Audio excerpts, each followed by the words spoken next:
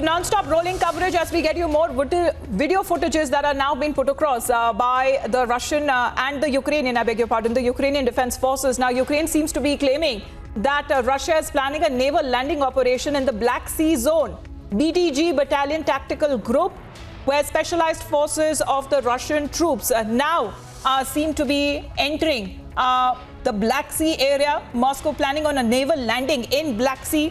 And that is what is being witnessed as of now, where this is the BTG, which is a battalion tactical group, and specialized forces of the Russian troops now will be entering. And that is what is being seen as an all-night assault that was also witnessed of shelling in Kharkiv, where many of those, what the Ukrainian Defense Ministry seems to be saying, according to preliminary data, that civilian areas such as schools that have been damaged, maternity homes that have been damaged, many of the civilian residential areas that have also been damaged. But Lieutenant General Kulkarni sir continues to be with us. Sir, when it comes to encircling all of Ukraine, and we are talking about troops who are on land and via sea, and if we are talking about this landing operation, the naval landing operation from the Black Sea zone, sir, what does it mean? Look at it. All three, land, air and sea activity. Russians have air supremacy. The naval blockade is already in place. There's nothing that the Ukrainians can do. You have Odessa gone, you have Mariupol gone, and the entire Donbas region gone, Crimea in custody of the Russians for a long, long time now, since 2014. So the entire entry of Ukraine into the Black Sea is blocked. That means there's a naval blockade. Ukraine virtually becomes a landlocked country. Now, what have we detected so far? We have the 1st Army and the 20th Army of the Western Military District. We have located the 8th, the 58th and the 49th Army of the South Military District. We also have seen the Eastern Military District, because you've seen those tanks where it is written Z. That Z means, of course, it's an identification trend and for be able to tell for the aerial troops that these are all their tanks, but the marking Z is indicative that they are from the Eastern Military District. So you just see out of the 5 military districts that the Russians have, 3 of them are being spotted in and around Ukraine itself. So just see the kind of number of troops that the Russians are going to be using them. I think it's time, especially the Ukrainians and the world, all over understand there is no other way other than the diplomacy, because this is going to be catastrophic. You are again and again saying it is not world war, it is world at war. And in this world at war, who are the sufferers? Only Ukrainians. Only Ukrainians being instigated or ill-advised by the Western world, resulting in what has happened to Ukraine. And of course, the Russians have said from the very beginning, the very fact that for the last 2.5 months, they had almost had troops lined up along the Ukrainian border. Obviously, they hadn't come there for a picnic, they were there for training and they're acclimatized. And just see the kind of weather. Extremely, extremely cold. It's -2 or -3 degrees. You see the kind of children of ours who are coming, suffering from cold. So that is the way it is. Such difficult circumstances. I think much that the resilience is being shown by the Ukrainians, I think it's not worth it. This bravadness will only ruin, and collateral damage to hospitals, to schools, all of it are bound to happen, despite the best efforts by the Russians only to target military installations. It will not necessarily restrict itself to military installations. It will spill over, and once the weapons have been given to the Ukrainians, wherever the fire comes from the residential building, you will have a fire back. And that fire back, then people will say, well, the residential building has been attacked. That's because the weapons have been supplied to each and every Ukrainian. And now with the weapon that he has, be it machine gun, be it the Stinger missile, be it the Javelin missile, be it the AK-47, Molotov cocktail, what is he? So this kind of a thing, I think good sense must prevail. And I sincerely hope the talks lead to some kind of a thing, and a little bit of magnanimity must be shown by the Russians as also by the Ukrainians, and that yes, enough is enough. Our own stock, which the Russians have been saying that they are our own stock, I think if they are their own stock, it's time they showed magnanimity and it should not result in killing of the Ukrainians.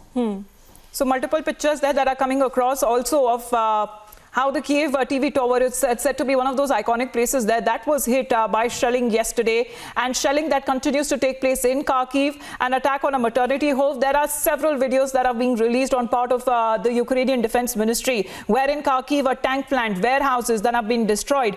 This is also being said as the impact of the Caliber missile. Sir, if you can throw more light on that, what is it exactly the base of the 95th Brigade, where residential buildings there are said to be up in flames, and in Gerashenko we are looking at residential buildings that are on fire, and very important military facilities that have also been attacked, and this is the consequences of fighting that seems to be taking place. So what exactly are we looking at, sir, where Ukrainians have also been alleging that when it comes to the prohibited bombs and weapons, that is also being used by the Russian forces? See, we do blame the Russians for using what I saw being heard, the word like vacuum bomb, what otherwise the Americans call it the mother of all bombs, the Russians call it the father of all bombs. Now that obviously, I don't know, because after all in war, the first casualty is truth, whatever it be so. But yes, these kind of weapons, be it the cluster bombs or be it the, what they call it, the mother of all bombs, these kind of bombs, the thermobaric, I think, of course, they are not nuclear, they're sub-nuclear,